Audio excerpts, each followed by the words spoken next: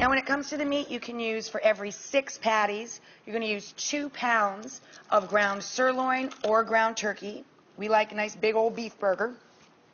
So to the 2 pounds of ground sirloin, I'm going to add smoky chipotle. This is chipotle and adobo, and I puree up the entire can of the little smoked peppers and the vinegar and onion sauce. I puree the whole thing in the food processor. If you want to reduce the heat level, chipotles are very hot, scrape the seeds out of the little chipotle peppers before you put them in the processor. Then you use what you need. In this case, I'm only using 2 tablespoons. And you could put the rest of the paste in a plastic food storage bag and pop it in the freezer. Mark it clearly so you don't look at it and go, what the heck is that, a couple months from now. And that way you'll never waste it. If you throw it back in the fridge in a little baggie, you know, a couple weeks later you'll be like, oh, I forgot to use the rest of that up. Put it in the freezer, you won't lose a cent, and you'll use the rest of the can. To this, I'm also going to add some Worcestershire sauce. A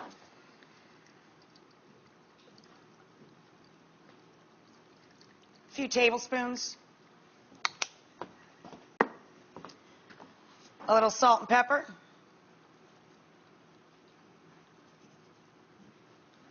And a drizzle of olive oil. Then we're just going to get on in there and get her done. I love making burgers.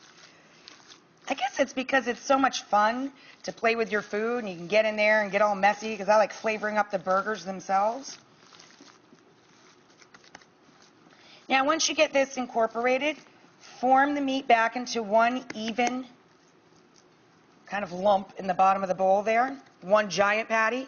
Score it down the middle, and then score each half into 3 even pieces. That way, when you go to make the burgers, you know you're grabbing about the same amount of meat portioned out each time.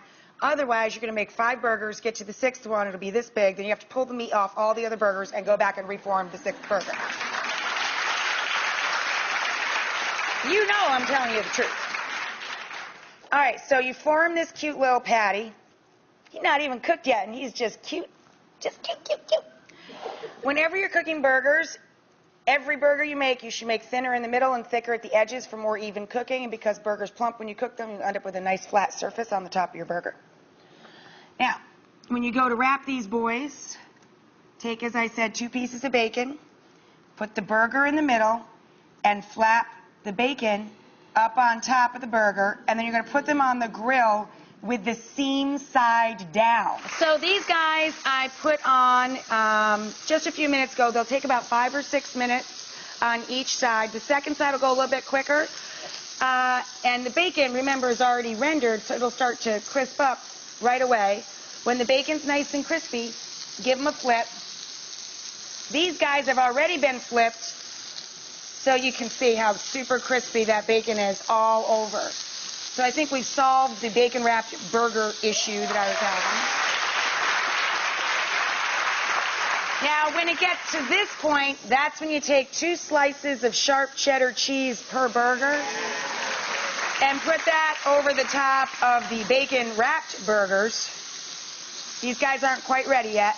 And then I put a loose tinfoil tent over the top. And incidentally, this works best in a big cast iron skillet or a cast iron griddle or a double burner griddle that you use for pancakes. You really need the flat surface. I wouldn't do these outside. You won't have the same effect with the bacon really searing up to the burger perfectly. That's just my opinion. Over here, we've got our sauce nice and thick. I'm going to turn him off. I serve these up on brioche hamburger buns. They're nice, eggy buns. You can usually get them right over in the bakery department. But any soft burger bun will do. Bring home your favorite. And then on the bun bottom, just for a little crunch, and so I don't have to bother making a salad, I put a little chopped lettuce on the bottom.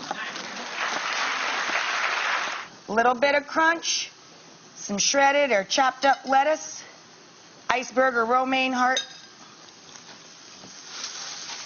I just put the cheese on these guys, but these guys are perfect over here. Bacon-wrapped cheeseburger.